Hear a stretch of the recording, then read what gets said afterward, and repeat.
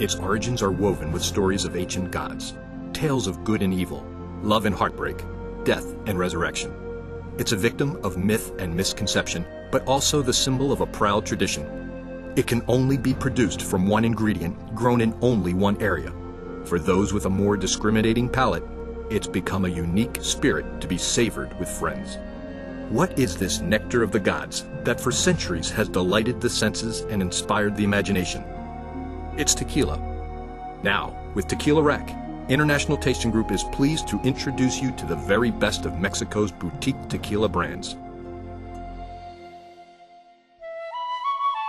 According to ancient Aztec mythology, tequila was born from the death of a beautiful woman, a casualty of a war between good and evil.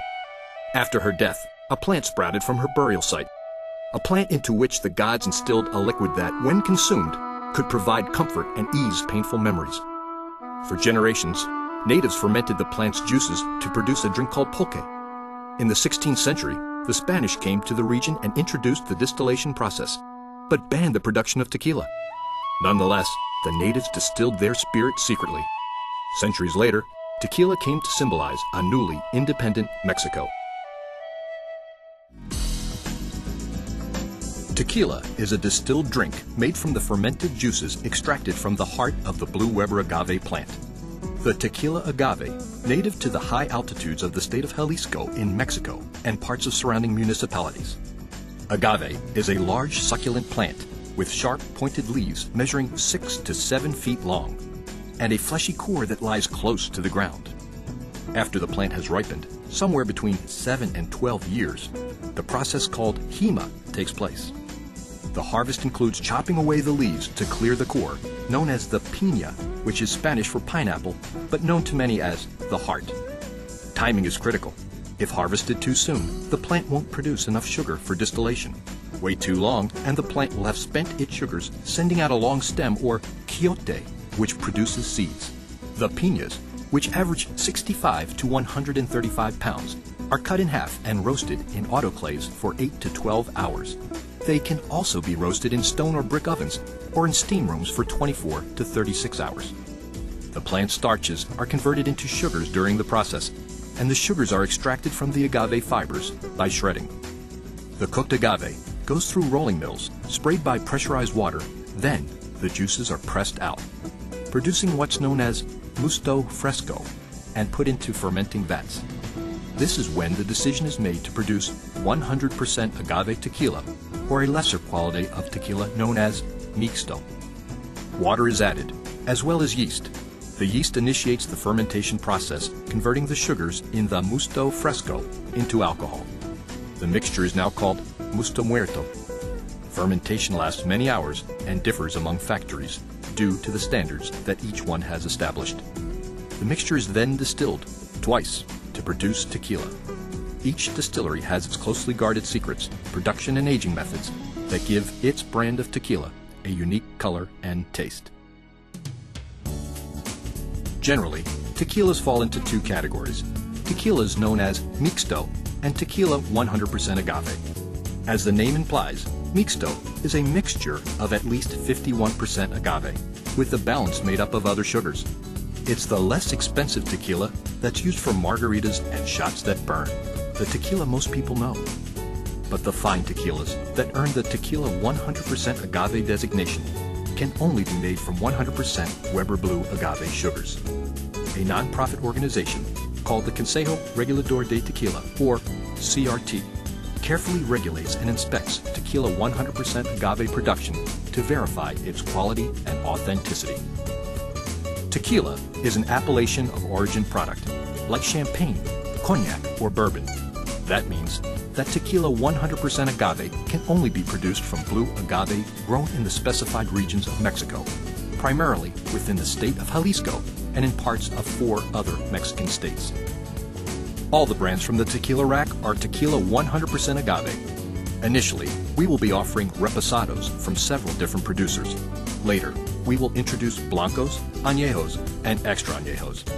In fact, we work closely with the CRT to ensure that all of our brands meet only the highest quality standards. By now you may be thinking, I know what tequila is. I've had it before. The fact is, there are all kinds of myths about tequila. Tequila is made from cactus juice, right? As you've seen, 100% agave tequilas can only be made from the fermented and distilled juices of the Weber blue agave. That's Mexican law. Agave and cacti may share the same environment, but agave is not a species of cactus. In fact, it is actually related to the lily. Is mezcal a type of tequila? Just the opposite. Tequila is a type of mezcal. As we noted, tequila can only be produced from a specific plant in a specific location in Mexico. Other spirits, produced from any other agave plant or in other regions, are called mezcal. Do they put a worm in tequila bottles? Definitely not. No brands of tequila have a worm in the bottle. In some mezcals, though, you'll find a chewy little moth larvae that lore has it was placed in the bottle to test the strength of the liquid, but never, ever in tequila. Gold tequilas are better than silver ones, right? Not necessarily. You can't judge a tequila only by its color. Most gold tequilas are mixto tequilas that have been artificially colored. Fine, aged, 100% agave tequilas, called reposados, añejos, or extra añejos, gain their golden color from aging in wooden barrels. In the same way, most clear tequilas that are labeled silver are mixto brands, while the finer 100% agave style is labeled blanco or white. The important thing to look out for on a label is that it says tequila 100% agave. Does tequila really make you hallucinate? No. The hallucination myth comes from the similarity between the words mezcal, which is a distilled spirit made from many types of smoked agave, and mescaline, a hallucinogenic chemical found in peyote.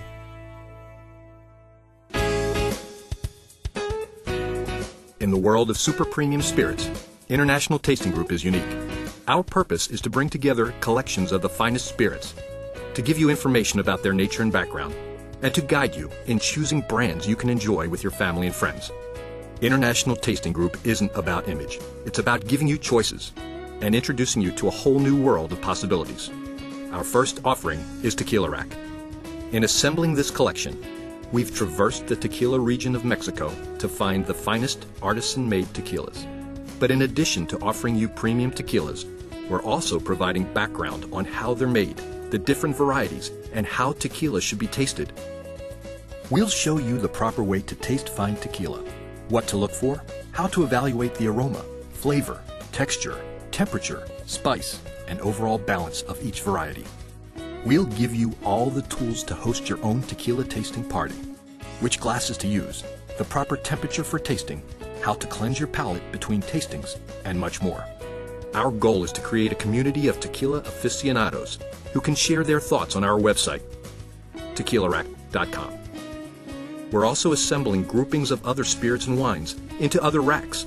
Whichever spirits and wine you choose to explore, you can be sure that with International Tasting Group, you'll be tasting the best authentic brands, and you'll be joining a select group of discriminating consumers. So welcome to Tequila Rack, and get ready to explore the pleasure of the nectar of the gods.